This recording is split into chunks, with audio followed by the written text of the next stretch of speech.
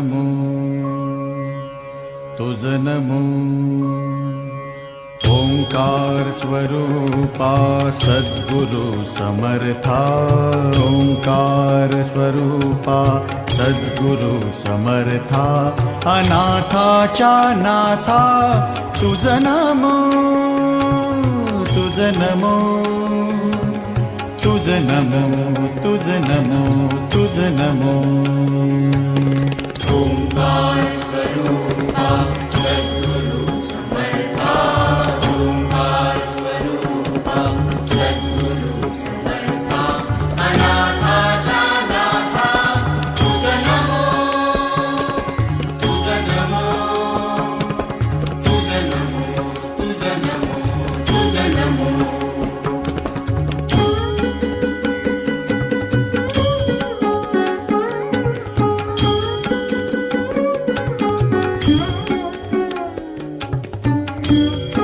सर्वांनी सुरुवातीला स्वामी महाराजांच्या नावाचा जय जयकार करायचा आहे. राजाधिराज सद्गुरुनाथ सिद्धरामेश्वर महाराज की जय. राजाधिराज सद्गुरुनाथ श्री भाऊसाहेब महाराज की जय. राजाधिराज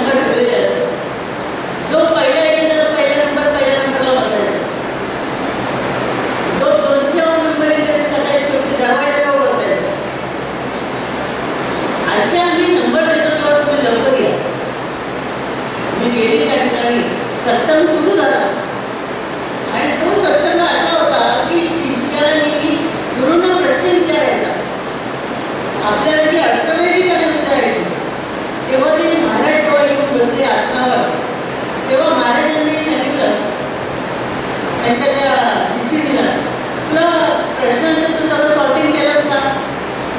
केलं म्हणाली. हे बघ, फक्त आध्यात्मिक प्रश्न ते सोडून मी एकाही प्रश्नाचं उत्तर देणार नाही. पहिली सूचना सांगून टाकली, इथे आल्यावर फक्त आध्यात्मिक प्रश्न विचारायचे. पण ज्या वेळेला आपण गुरुचं ऐकतो आणि आपल्याला काही मनात प्रश्न असतात, मग ती उत्तर त्यांच्याकडूनच विचारली पाहिजे. उत्तर विचारतो म्हणून ते म्हणाले हा तास त्याच्यासाठी. तर तुम्हाला सांगते मी मजा की हे 5 ते 7 चिठ्ठ्या फक्त ज्ञानाबद्दल होत्या. बाकीच्या ज्या चिठ्ठ्या होत्या त्या सगळ्या संसार लोकांच्या होत्या. तो कचऱ्यात टाकून दिले.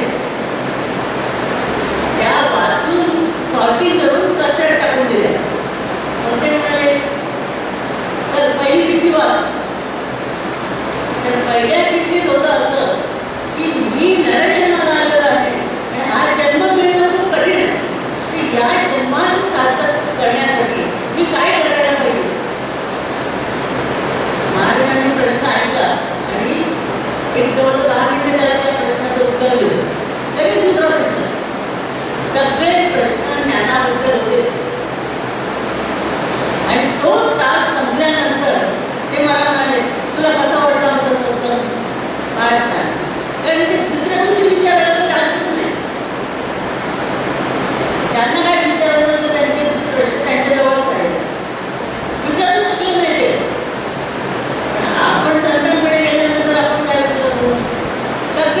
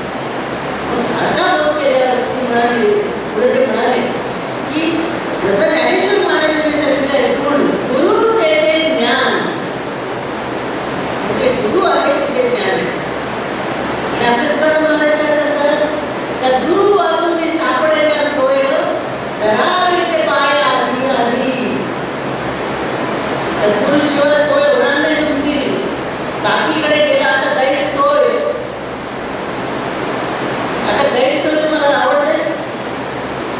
तुम्ही मुलगी बघायला जाता, तिथे जर मुलगी चांगली असेल, घरातल्या लोकांनी चांगला आधार तिथे केलं तर लगेच सोयरी जुळवता तुम्ही. तर सोय चांगली झाली. आपली खरी सोय कोणाकडे होते? सद्गुरूकडे.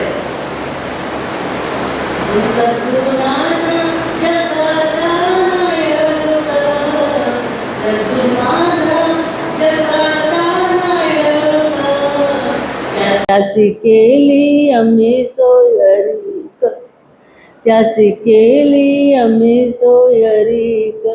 म्हणजे आपल्याला सोयरीक कुठे करायला पाहिजे? जिथे सोय होते तिथे. म्हणून त्यांनी कुठला रस्ता दाखवला? सद्गुरूंकडे जायला पाहिजे. पुढे ते म्हणतात की सद्गुरूंना सोडून जप तप साधना, नंतर उपवास, नंतर तीर्थयात्रा, या सगळ्या कशा आहेत? व्यर्थ आहेत. आणि याला कशा व्यर्थ आहेत? तर संस्कृतमध्ये वचन आहे, नाना शास्त्र पठेन लोको नाना दैवत पूजनम, आत्मज्ञान विना पार्थ सर्व कर्म निरर्थकम. सगळी कर्म आणि सगळी साधना निरर्थक का? गुरुना सोडून केलेली आहेत. म्हणून आपले महाराज नेहमी सांगायचे बघा, नोडी नोडी माडू नेम सल्लवू सल्लवू, तनु उद्देश मन उद्देश वागी माडू नेम सल्लवू सल्लवू, गुरु पथव मीरी माडू नेम सल्लवू सल्लवू, ಇವು ನಿಮ್ಮನೆ डोळगे निल्लवू निल्लवू ಕೂಡल संगम देवा.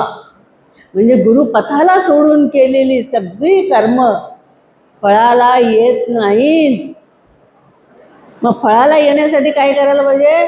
गुरुपथाला धरून चालायला पाहिजे. म्हणून हे भजन म्हणतात, चालतील सद्गुरू ते आम्ही पंथे जाईन. सद्गुरूंच्या पंथाने तुम्हाला जायला पाहिजे, त्यांच्या बरोबर जायला पाहिजे. मग इथे आपण ऐकलं आता की सगळी साधनं सद्गुरूंशिवाय फोल आहेत.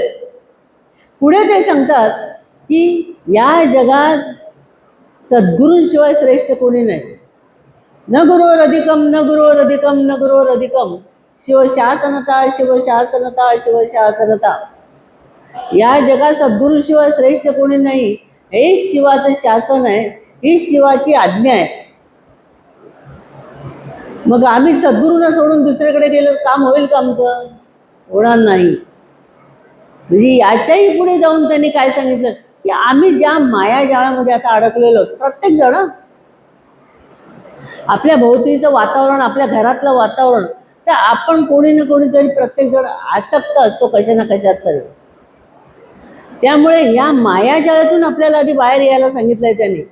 या मायाजाळातून बाहेर यायचं असेल, कारण हा संसार कसा आहे? पार करायला दुस्तर आहे. दुस्तर म्हणजे कठीण, सहजासहजी पार होऊ शकत नाही. मग याच्यातून पार व्हायचं असेल तर काय करायला पाहिजे? काय करायला पाहिजे? कोण सांगतं?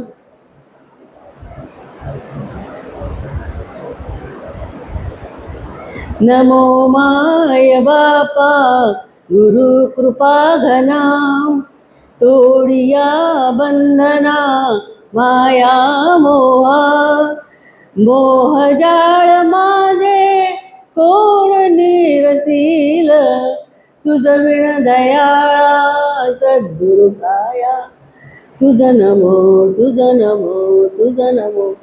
तुझं विण माझे हे मायाजाळ कोण बाजूला करेल? ते तूच करू शकतो. तुझी कृपा झाली तरच शक्य आहे. म्हणून तुझं नमो तुझं नमो तुझं नमो. 3 वेळा का म्हटलंय तुझं नमो तुझं नमो?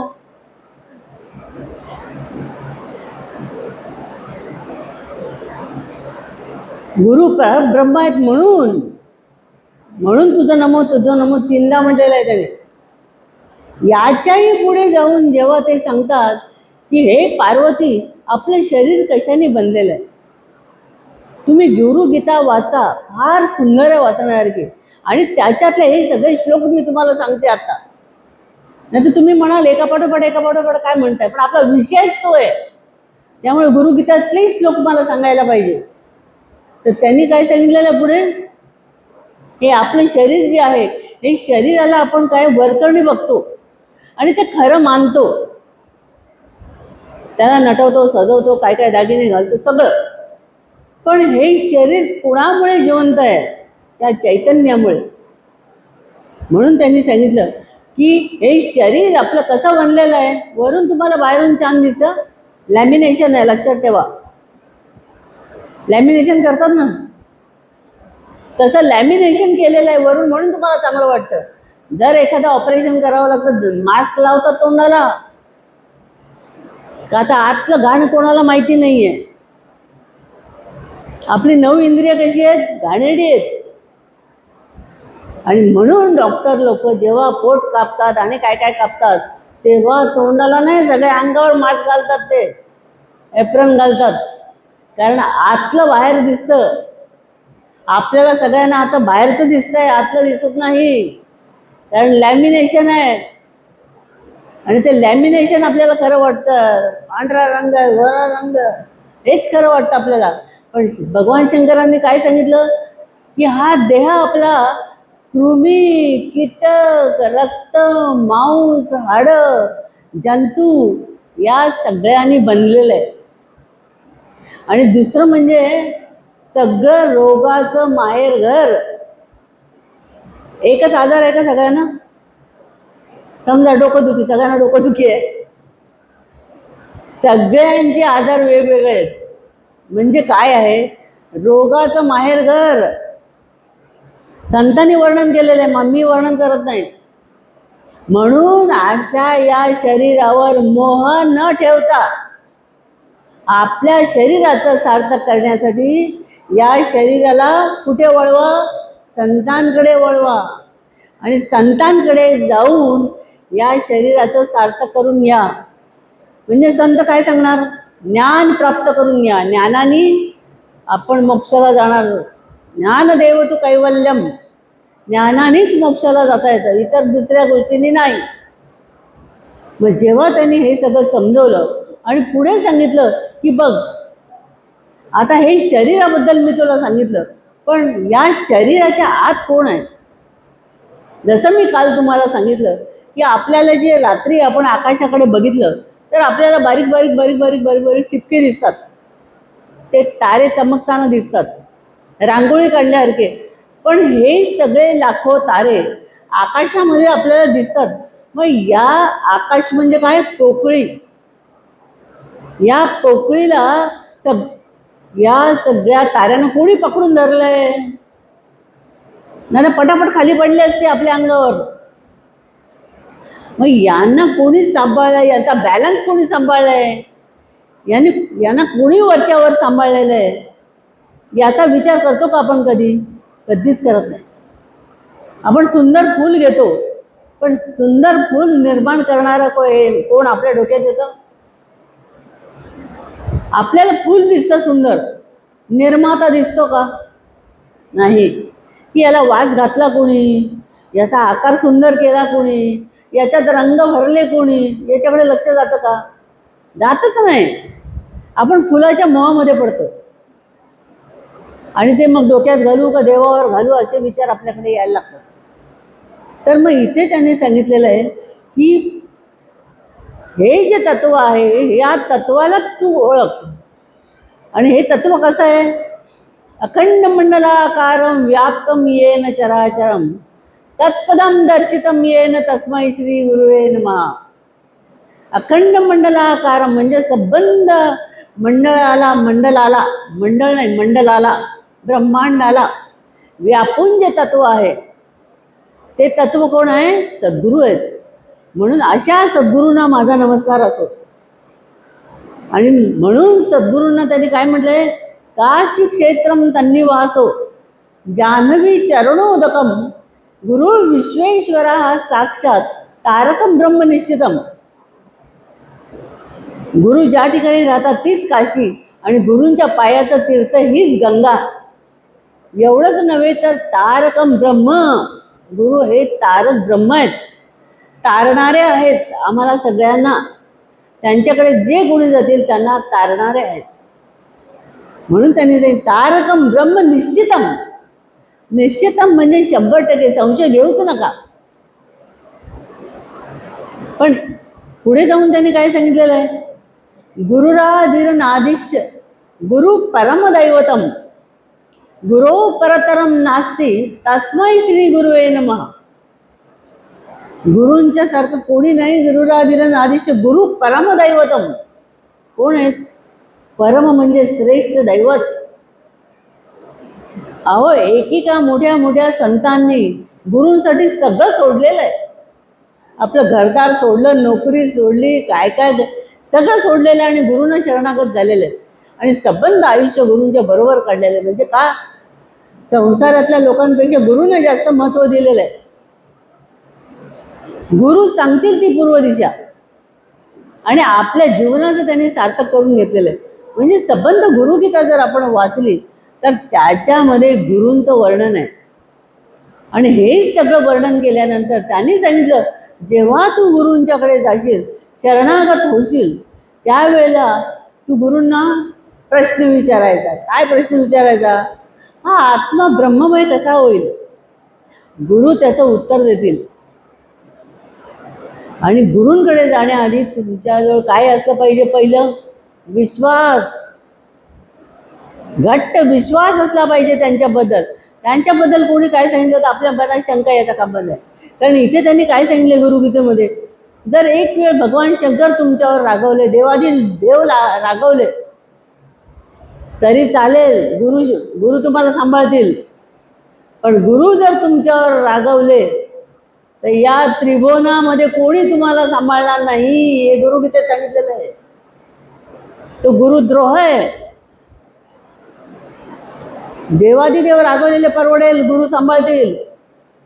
एक शिष्य गेला गुरूंकडे आणि म्हणाला, कारण तो शिष्य काय म्हणतो, दुनिया से प्यार मत करो, गुरु से प्यार करो.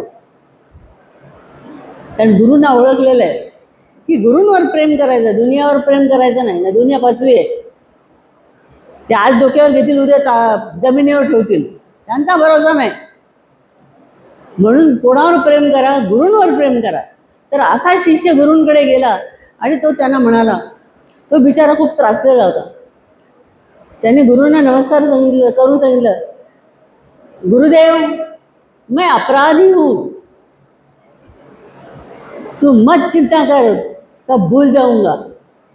काय सांगितलं गुरुने? चिंता मत कर, मी सगळं विसरून जाईल. परत त्यांनी प्रश्न विचारला, गुरुदेव मैं अकेला हूँ, तू चिंता मत कर, मैं हूं ना साथ में. काय सांगितलं गुरुने? चिंता करू नको, मी आहे ना. लहान मूल चालताना घाबरतं, पडतं, पुन्हा उभं राहतं, परत पडतं. आई बघते की हा सारखा पडतोय, आई जवळ जाते आणि त्याचं बोट पकडते, चल आता पडणार नाही, चल. आईने आधार दिल्यावरती जोरात पळायला लागतं मूल. तसं गुरु काय म्हणतात, घाबरू नको ना, मी आहे ना.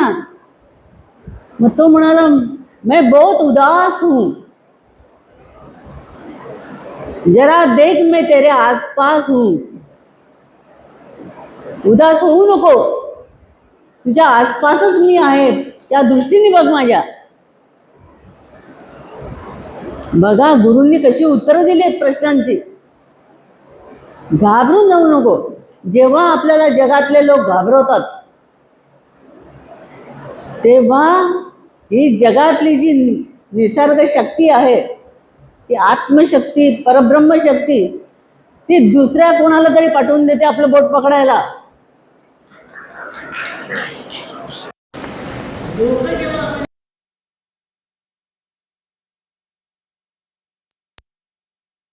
किंवा आपल्यावर आरोप करतात त्यावेळेला ती शक्ती दुसऱ्या कोणाला तरी आपल्या बोट पकडायला पाठवते. ती सगळी अरेंजमेंट परस्पर होते, तुम्हाला करायची गरज नाही. पण तुमचा विश्वास गुरूंवर पाहिजे. गुरु तर तुम्हाला सांभाळायला बसलेलेच आहेत, पण गुरु कोणाला सांभाळतील? अहो, अर्जुनाने मागितलं भगवान श्रीकृष्णाला आणि दुर्योधनाने मागितलं सैन्य, नारायणी सेना मागितली. त्यांनी म्हटलं की या एकट्या देवाला पकडून काय करू, आता युद्धामध्ये तर सैन्य पाहिजे. पण त्याचा परिणाम काय झाला? सैन्य मागितल्यावर परिणाम काय झाला? सगळ्यांचा नाश झाला. आणि गुरुनं पकडल्यावर, गुरुनं मागितल्यावर काय झालं? जिथे गुरु आहेत आणि शिष्य आहेत तिथे काय? विजय हा ठरलेलाच आहे. अहो नुसता विजय नाही झाला त्याचा, तर त्याचा रथ प्रत्यक्ष भगवंतानी चालवला. आणि हा बसलाय मालकासारखा आरामात आणि रथ चालवतोय भगवान श्रीकृष्ण.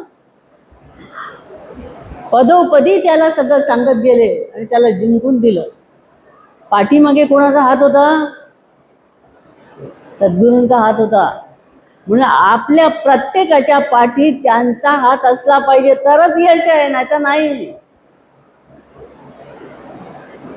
म्हणून त्यांनी आपण सुद्धा गुरूंकडे गेल्यानंतर व्यवस्थित हे ज्ञान कसं होईल आणि त्याच्यासाठी गुरु आपल्याला शॉर्टकट दाखवतात. आम्ही खूप लॉंगकटनी जातो.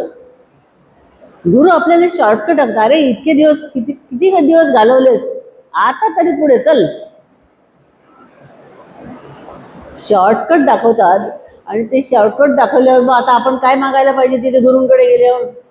मला मठ द्या, मला जागा द्या, मला घरं द्या, मला 4 गाड्या द्या, असं मागितलं तर मिळेल? अकलपट्टी होईल, जा घरी. मग गुरूंकडे काय मागायला पाहिजे आम्ही? तुकाराम महाराजांनी काय मागितलं? नलगे मुक्ती धनसंपदा, संत संग देई सदा. संत संग द्या, आम्हाला मुक्ती नको, मुक्ती सुद्धा नको, धन सुद्धा नको, संपदा म्हणजे आणखी दुसरी शेतीवाडी वगैरे काही नको, फक्त तुमचा संग द्या. तुम्ही बरोबर असलास की बास, काही भीती नाही आम्हाला. हे त्यांनी मागितलं. आपल्या माणिक प्रभूंनी काय मागितलं देवाकडे? माणिक प्रभूंनी सुद्धा सेवा मागितली देवाकडे. आणि उद्धवानी काय मागितलं त्याच्या गुरूंकडे? ज्याचे वंशी कुळधर्म राम सेवा, ज्याचे वंशी कुळधर्म राम सेवा, त्याचे वंशी मज जन्म दे ग देवा, त्याचे वंशी मज जन्म दे ग देवा. ज्याचे वंशी कुळ धर्म राम सेवा, त्यांच्या वंशात जन्माला घाला. श्रीमंत घराणं द्या असं मागितलं नाही. म्हणजे संतांनी काय मागितलं बघा, किती महत्वाचं आहे. आणि आपण काय मागतो म्हणून आपल्याला मिळत नाही. गुरूंकडून जर मिळायचं असेल तर मला किती लोक म्हणायचे, ताई तुमच्याजवळ महाराज तासन तास बोलतात, आम्ही ऐकलंय बघितलंय. आणि आम्ही गेलो की बसलो 5 मिनिटात आम्हाला सांगतो या आता या. असं का करतात? अहो म्हटलं मग तुमच्याकडे ताकद नाही त्यांना बोलकं करायची. संतांना कसं बोलकं करायचं ही ताकद लागते. काय ताकद? अहो त्यांना आवडतं ते विचारा ना, नको ते काय विचारत बसलाय? आवडतं ते विचारा त्यांना. आणि आवडतं ते विचारल्यावर मग काय ते, तुला काय पाहिजे, काय देऊ, काय पाहिजे सांग, काय देऊ सांग. त्यांना वाटलं मला भेटले 99% सगळे आशे, एक भेटले त्याला तरी जपला पाहिजे म्हणून त्याच्या सगळ्या इच्छा ते पूर्ण करतात. पण आम्हाला सोडून जायचं नाही. म्हणून मी तुम्हाला काल सांगितलं की देवाकडे देवळात जायला धाडस लागत नाही, पण गुरूंकडे जायला धाडस लागतं. तर भक्ती नव्हे साधी बोळी, ही तर 16वरची पोळी.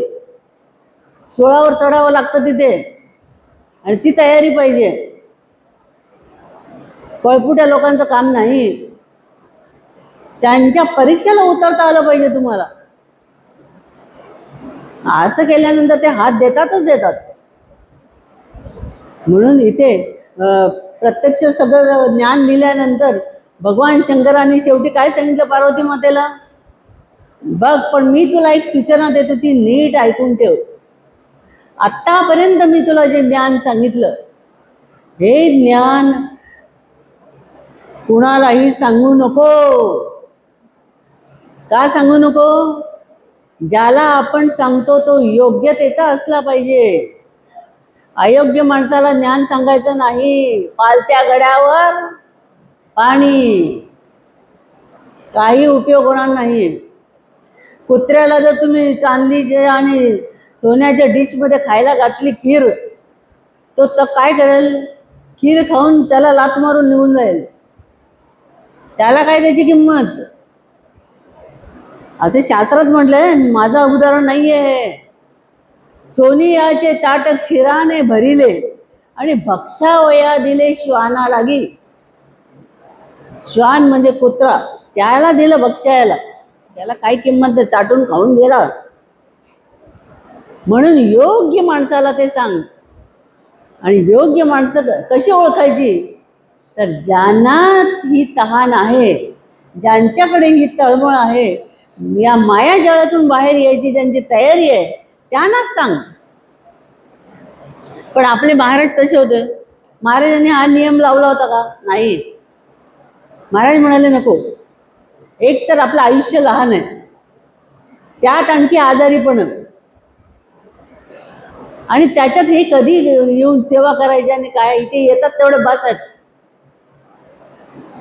मला सांगायचे एवढ्या मोठ्या संख्येने येतात. Something is better than nothing. अरे बाई, सगळा संसारातलं घरची कामं करून आमच्याकडे येतात. म्हटलं ते नक्कीच श्रेष्ठ आहेत आमच्यापेक्षा. आम्ही तर बे की बे नुसती तुमची सेवा करतो. ते घरातली कामं करतात, नोकरी करतात आणि संध्याकाळी पुन्हा इथे हजर राहतात. म्हणजे संन्याशीपेक्षा सुद्धा गृहस्थाश्रमी श्रेष्ठ असं मी म्हणते. पण तरी सुद्धा त्यांना आपल्याला जर हे सगळं मिळवायचं असेल तर आपल्याकडे काय असलं पाहिजे? मुख्य तळमळ असली पाहिजे. आणि मग त्यांनी सांगितलं की हे जे ज्ञान मी तुला दिलं, जे ब्रह्माधिकांनी कोणी दिलेलं नाही, हे ज्ञान मी तुला दिलेलं आहे, म्हणून त्यांनाही सांगू नको. म्हणजे योग्य व्यक्तीनं सांग. आणि तुला जे सांगितलंय त्याचा उपयोग तू स्वतः करून घे. आधी स्वतःच म्हणजे आत्मकृपा करून घे. म्हणजे आधी तुझं कल्याण करून घे, मग जगाचं कल्याण कर. आणि असं पार्वती मातेला सांगून इथे गुरुगीता संपलेली आहे. म्हणजे सगळा जर बोध आपण बघितला तर पहिल्यापासून शेवटपर्यंत गुरूंवर सगळं सांगितलेलं आहे की गुरुशिवाय शक्य नाही. गुरु साक्षात परब्रह्म. आणि जे सबंध ब्रह्मांडाला व्यापून तत्व आहे तेच ते हे तत्व आहे. म्हणून काल मी तुम्हाला सांगितलं की भगवान शंकर म्हणजे ध्यानाला बसलेले आणि रुद्राक्ष माळा घातलेले हे शंकर त्यांचं सगुण रूप आहे.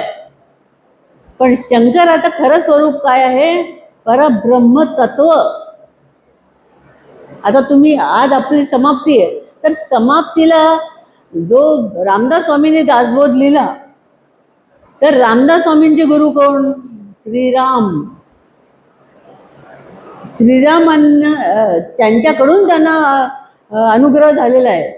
आणि श्रीरामांनी त्यांना एवढं सांभाळलेलं आहे की मी तुम्हाला सगळं सांगून झालेलं आहे की रामदास स्वामी आणि श्रीराम यांच्या भेटी कशा झाल्या, त्यांनी एकमेकांना कसं सांभाळलं, हे सगळं मी तुम्हाला सांगून झालं आहे. आता तुम्हाला आठवलं गेलं मला माहिती नाही, सुरुवात केली तर सगळं आठवतं. असो, तर ते गुरु असून सुद्धा त्यांनी आपल्या श्रीरामांचा उल्लेख अख्ख्या दासबोधात केलेला नाही. पूर्ण दासबोधात श्रीराम गुरु आहेत असा उल्लेख नाही. तर श्रीराम म्हणजे त्यांनी सांगितलंय परमतत्व, विश्वव्यापी तत्व. आणि ते तत्व त्यांनी सांगितलं की हा जो 200 समास लिहिले मी, वेगवेगळ्या विषयांचं विवेचन केलं, आणि हे सगळा दासबोध करण्यासाठी त्यांनी काय केलं? गुरूंची कृपा मागितली आधी. गणपतीची म्हणजे गणपती देवतेला प्रसन्न करून घेण्यासाठी आता वंदीन संत सज्जन, आता वंदीन वेद माता, शारदेचे स्तवन केलेलं आहे, गणपतीचं स्तवन केलेलं आहे, सद्गुरूंचं स्तवन केलेलं आहे की माझ्याकडून हे कार्य पूर्ण होऊ दे. कुठलंही कार्य आपल्या स्वतःच्या कर्तृत्वावर पूर्ण होत नाही, हे त्रिवार लक्षात ठेवा. हे जर आपल्याला पूर्ण करायचं असेल तर या 3 देवतांना आपल्याला प्रार्थना करावी लागते, त्यांना प्रसन्न करावं लागतं, तरच आपलं कार्य पुढे जाऊ शकतं.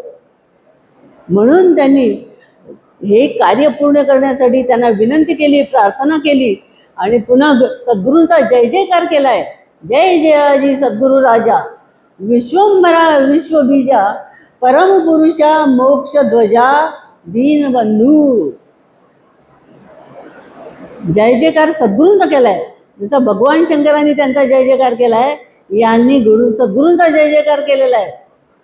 आणि पुन्हा शेवटच्या म्हणजे विमल ब्रह्म समासामध्ये त्यांनी सांगितलंय की फक्त सद्गुरूंच्या कृपेमुळे हा दासबोध पूर्ण झाला. त्यांच्या कृपेमुळे येता निज कृपेची उडी, विघ्ने कापती बापुडी.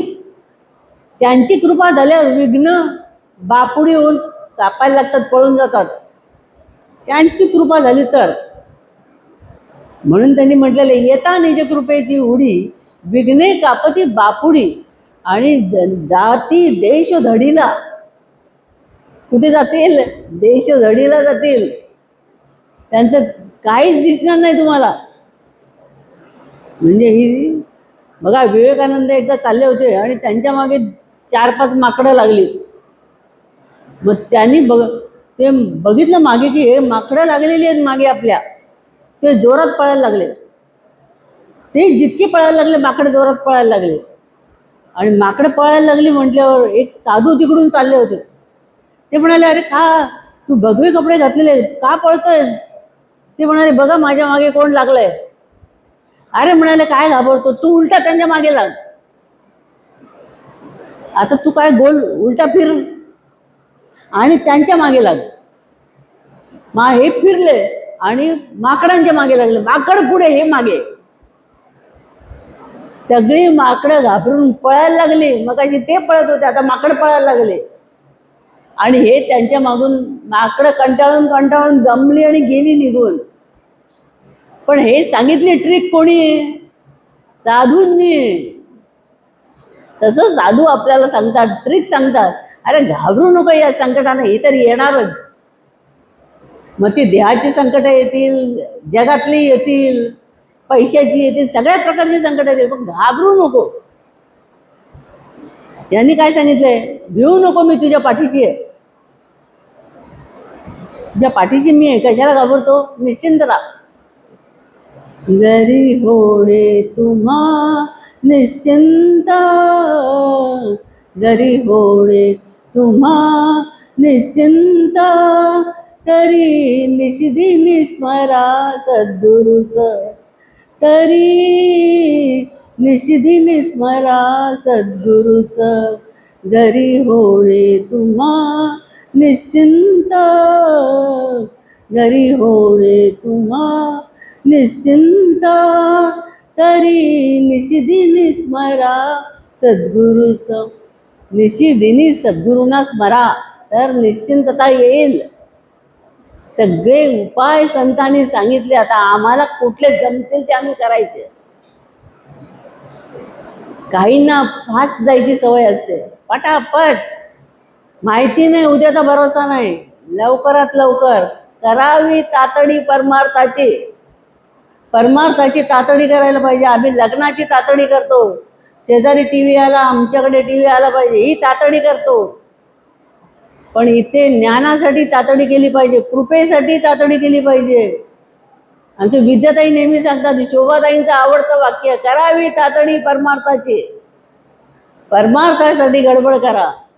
आणि का गडबड करा? दिवसेंदिवस आपण नाशाकडे धावतोय, दिवसेंदिवस म्हातारे होतोय. अशा स्थितीत आपल्या आयुष्याची संध्याकाळ व्हायच्या आधी त्याला प्राप्त करून घ्या आणि आपल्या देहाचं कल्याण करून घ्या. म्हणून गुरुगीता कशासाठी वाचायची? आपलं कल्याण व्हावं या हेतूने, आपल्याला ज्ञान व्हावं या हेतूने, आपल्यावर गुरुकृपा व्हावी या हेतूने. तुम्हाला वाटतं पण मी रोज वाचते, आणि आमच्या आई दिवसातून 3 वेळा वाचायची, तिन्ही त्रिकाळ. तिचं संस्कृत फार छान होतं आणि तिची गुरुगीता पाठ झालेली होती. 185 श्लोक आहेत, पण तिची सगळी गुरुगीता तिने उघडायचे, ते अर्धी तर ती पाठ करून म्हणायची. म्हणजे इतकी गुरुगीता, आणि गुरुगीतेचे फायदे पण त्यांनी दिलेले आहेत की याच्यामुळे तुम्हाला शांती मिळेल, समाधान मिळेल, काळजी जाईल, गुरुवर श्रद्धा घट्ट बसेल, आणि गुरु कशी सांभाळतात त्याची प्रचिती येईल. गुरुगीतेचे फायदे म्हणून तुम्हाला जी पुस्तकं आम्ही दिली गुरुगीतेत, कृपा करून तुम्ही एकदा तरी वाचा. ते संस्कृत जरी नाही वाचता आलं तरी खालचा मराठी अर्थ वाचा, आणि हा वाचला तर तुमचा विश्वास गुरूंवर घट्ट होईल, आणि गुरु तुमचं काम करतात की नाही बघा. त्यांना पण वाटेल माझी काळजी करतोय, याचं काम मला करायलाच पाहिजे. गुरुंना चिंता लागते आपल्यापेक्षा. म्हणून पुन्हा मला तुम्हाला सांगावंसं वाटतं, आज वास्तविक इथे आपली समाप्ती आहे, आणि समाप्तीत एवढा सगळा दासबोध लिहून सुद्धा त्यांनी शेवटचं काय म्हटलं वाच. शेवटची ओळी काय, शेवटची आणि त्याच्या आधीची ती ओळी वाच.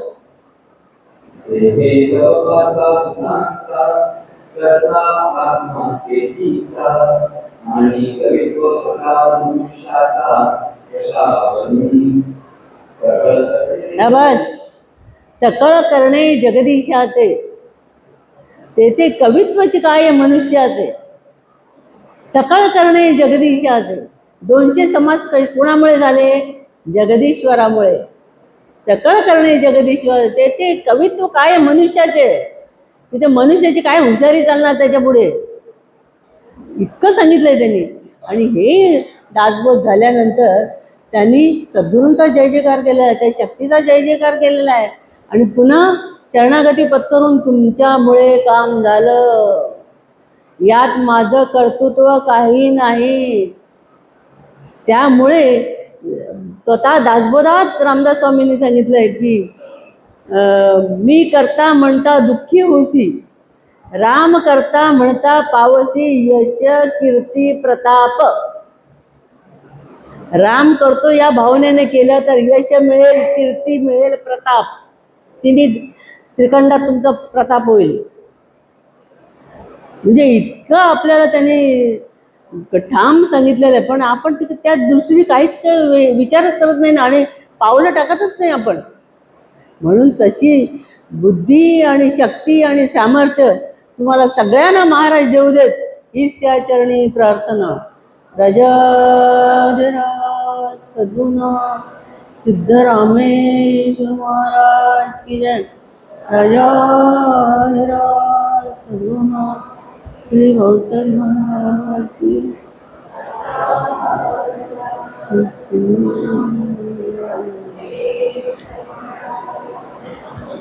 शेवटची ओळी वाच. हे फुलं दे.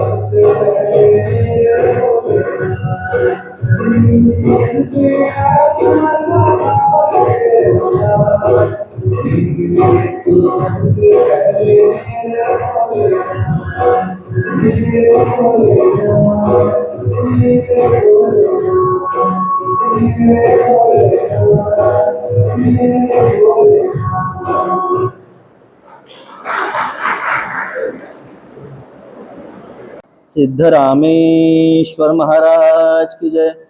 राजाधिराज सद्गुरुनाथ श्री भाऊसाहेब महाराज की जय। राजाधिराज सद्गुरुनाथ श्री काडसिद्धेश्वर महाराज की जय। परम पूज्य आई माऊली की जय। विठू माऊली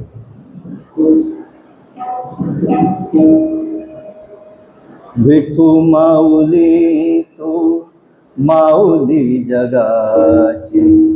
विठू माऊली तू माऊली जगाची।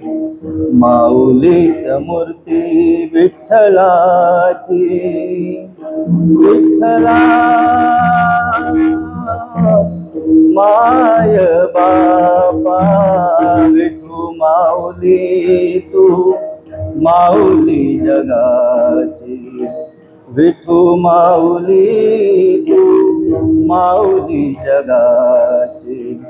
माऊलीच मूर्ती विठ्ठलाची।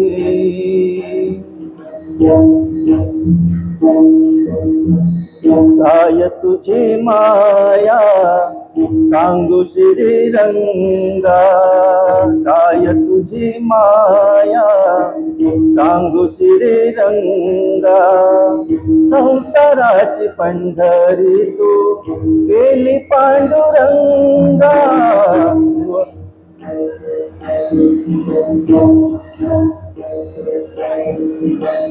डोळ्यातून वाहे माय चंद्रभागा, अमृताची गोडी आज आली या अभंगा विठ्ठला. माय बाबा अभंगाला जोड टाळची फळांची, अभंगाला जोड टाळची फळांची, माऊलीच मूर्ती विठ्ठलाची. विठ्ठला माय बापा विठू माऊली तू माऊली जगाची. विठू माऊली तू माऊली जगाची, माऊलीच मूर्ती विठ्ठलाची.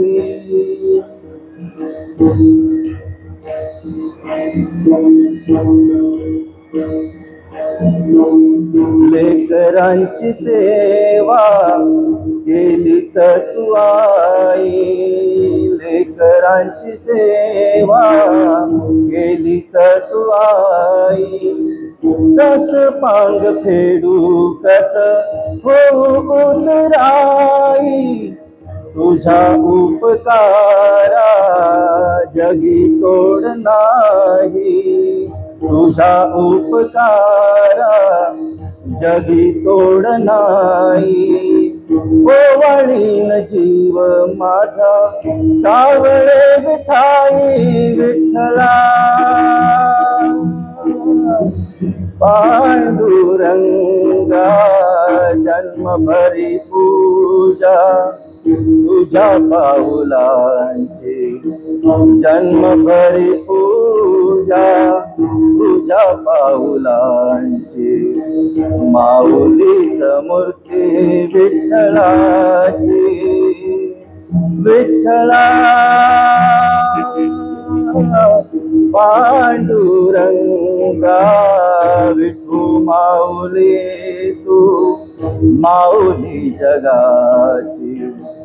विठू माऊली तू माऊली जगाची, माऊलीच मूर्ती विठ्ठलाची.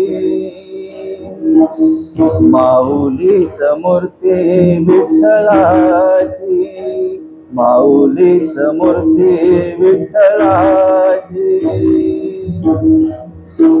राजाधिराज सद्गुरुनाथ सिद्धरामेश्वर महाराज की जय. राजाधिराज सद्गुरुनाथ श्री भाऊसाहेब महाराज की जय. राजाधिराज सद्गुरुनाथ श्री काळसिद्धेश्वर महाराज की जय. परम पूज्य आई मौली की जय.